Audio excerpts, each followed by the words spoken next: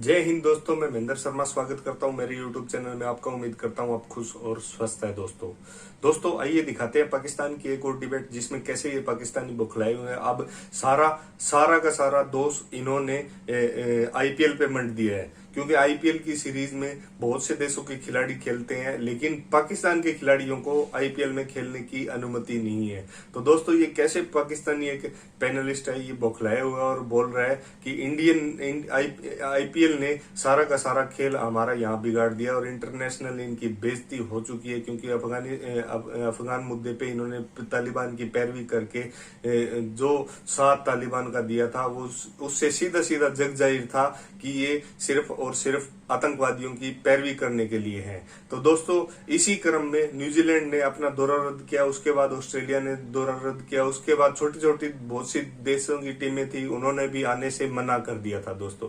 तो इनकी दोस्तों पूरे विश्व में और डे टू डे इनकी बेइज्जती पे बेइज्जती हो रही है। तो इन्होंने अब अपना सारा का सारा रुख कभी रो पे मंड दिए है, कभी आईपीएल पे मंड रहे हैं, कभी भारत पे मंड रहे हैं और कह रहे हैं पूरे विश्व का क्रिकेट सिर्फ और सिर्फ भारत के कंट्रोल में है। क्यों भारत के कंट्रोल में क्यों ना हो? क्योंकि भारत का कंट्रोल इसलिए है कि भारत एक शांति प्रिय देश है और आतंक का कभी समर्थन नहीं करता दोस्तों। तो दोस्तों देखिए पूरी डिबेट और कमेंट में अपनी प्रतिक्रिया जरूर डालें। कैसे ये बौखलाए हुए हैं, अनाप शनाप अनर्गल बातें कर रहे हैं कमेंट में। और उससे पहले दोस्तों आपसे रिक्वेस्ट करूं, अगर आप मेरे चैनल पे नए हैं तो मेरे चैनल को लाइक शेयर एंड सब्सक्राइब जरूर करें दोस्तों। जय हिंद, वंदे मातरम, भारत माता की जय दोस्तों। कि ये ताने बाने कहां से मिलते हैं। आज फिर उसी तरीके से वफाकी वज़ीर दाखिला और वफाकी वज़ीर इत्तलात ने उसका बय्यन सबूत पेश किया। तो क्या समझते हैं इस नेक्सस के पीछे कौन कौन से अवामिल कार फरमा है? बिस्मिल्लाहिर्रहमानिर्रहीम, अस्सलातु वस्सलामु अलैका या सय्यदी या रसूलल्लाह, अस्सलातु वस्सलामु अलैका या सय्यदी या हबीबल्लाह। देखें यासर, एक चीज़ तो बड़ी क्लियर है, पाकिस्तान के अंदर दहशतगर्दी हो ताने बाने भारत से मिलते हैं। पाकिस्तान के अंदर हालात ख़राब करने हो, पाकिस्तान के अंदर मजहबी फसादात कराने हो, पाकिस्तान के अंदर लिसानी फसादात करा, पाकिस्तान के दरियाओं में पानी बगैर इतला के छोड़ना हो, पाकिस्तान के खिलाफ किसी किस्म की आबी कोई जारहियत करनी हो, तो हर चीज़ भारत से निकलती है। क्योंकि बहुत सी कुव्वतें जो गैर मुल्की कुव्वतें और कुव्वतें हैं वो भारत के साथ मिलकर ये सब कुछ करते हैं। हमने उस दिन भी कहा था कि इसके पीछे भारत है, आपने निशानदेही की, उसकी आज तस्दीक हो गई। बात यह है कि यासर, ये सिर्फ 2 या 3 मेल्स की बात नहीं, ईमेल्स की बात नहीं, 2 या 3 जो है वो वहाँ पे आप ये कहें कि जनाब अकाउंट बना के किए गए, उसकी बात भी नहीं। ये चीज़ें तो वो हैं जो सामने आ गई हैं, लेकिन असल देखने वाली चीज़ क्या है? क्या इन जाली मेल्स के ज़रिए, इन जाली ट्वीट्स के ज़रिए, इन जाली खबरों के ज़रिए क्या इंटरनेशनल क्रिकेट ख़त्म हो जाती है? क्या न्यूजीलैंड, बरतानिया जैसी टीमें जो हैं वो भाग जाएंगी? क्या वेस्ट इंडीज जैसी टीम क्या वो भी भाग जाएगी? कभी ऐसा नहीं होता। ये पूरी एक इंटरनेशनल लॉबी थी और इस वक्त international cricket council 0, Australia cricket board 0, बरतानिया क्रिकेट बोर्ड 0, दुनिया के तमाम क्रिकेट बोर्ड पाकिस्तान के अलावा 0। इसलिए है कि इन सब पर इजारादारी है भारत की। यासर साहब जरा गौर करें, क्या इस वक्त पूरी दुनिया में, मैं कुछ पसे पर्दा चीजें सामने लाना चाहता हूं, पूरी दुनिया के अंदर क्रिकेट की कोई एक सीरियल हो रही है? कोई एक सीरीज हो रही है? बताएं मुझे। बरतानिया में, ऑस्ट्रेलिया में, न्यूजीलैंड में, श्रीलंका में, वेस्ट इंडीज में, बांग्लादेश में, आयरलैंड में किसी जगह हो रही है? नहीं। इसलिए नहीं हो रही कि जनाब इस वक्त दुनिया में जुए का सबसे बड़ा क्रिकेट मेला, जिसमें दुनिया का सबसे बड़ा जुआ होता है, वो भारत का जो है वो आईपीएल वो शुरू है। और इसमें दुनिया के तकरीबन क्रिकेट बोर्ड के बहुत से लोग इसमें शामिल होते हैं। जनाब जरा गौर करें किस तरह फिर पाकिस्तान के अंदर ये सीरियल्स होनी थी। एक तरफ पाकिस्तान को उन्होंने, पाकिस्तान की सालमियत, पाकिस्तान को नुकसान पहुंचाना था, पाकिस्तान की शोहरत को नुकसान पहुंचाना था। दूसरे पर इंडिया ने अपना कारोबार करना था, तमाम क्रिकेट बोर्ड उनके साथ थे। जरा जरा गौर करें ना, आईपीएल में क्या है, इंग्लैंड के कितने खिलाड़ी हैं? इंग्लैंड के 18 खिलाड़ी, टॉप 18 खिलाड़ी जो हैं वो इसमें खेल रहे हैं।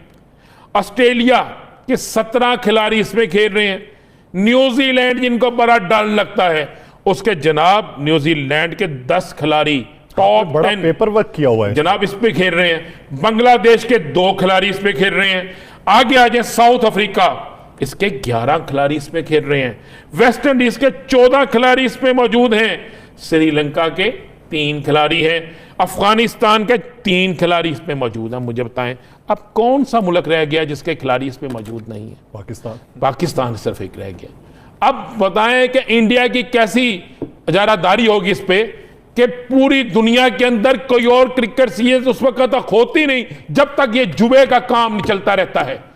जब तक दुनिया का सबसे बड़ा जुआ, जब तक दुनिया में सबसे बड़ी क्रिकेट की बर्बादी यहां पे चलती रहती है। जिस तरह आपने कल एक मैच नहीं देखा कि 6 बॉलों पे एक स्कोर नहीं हो सका, जुआ हो रहा है ना, जुआ है। कौन सा मैच था? कल इसी लीग IPL का? हाँ जी जनाब, पंजाब का था एक मैच और वहां पे हो रहा था। जब दुनिया की क्रिकेट टीमें यहां पे मौजूद हैं, जब दुनिया के, मैंने तो कहा कि खिलाड़ी गिन लेना, मैं चैलेंज करता हूं कि इनमें से एक खिलाड़ी कम है, मुझे कहते हैं जनाब मैं नाम दे देता हूं ये खिलाड़ियों के, ये नाम मेरे पास मौजूद हैं, कौन कौन सा खिलाड़ी कितने कितने में वहां पे गया है। और क्रिकेट बोर्ड जो है दुनिया के, वो बाकी तमाम ममालिक के, वो इनके आगे फकीर बने हुए हैं, इनके आगे मुख्ताज बने हुए हैं। भारत ने एक लॉबी कायम की है, जो लॉबी जो ये सब कुछ कर रही है। तो ये बाकायदा प्लानिंग के तहत, एक इन्होंने अपनी सीरियल बचानी थी, दूसरा सजा देनी थी पाकिस्तान को कि क्यों नहीं अमेरिका को अड्डे दिए, सजा देनी थी कि क्यों अफगानिस्तान के अंदर अमन कायम किया, सजा देनी थी पाकिस्तान को कि आपके अंदर इंटरनेशनल क्रिकेट आपके मुल्क में क्यों बहाल हो रही है।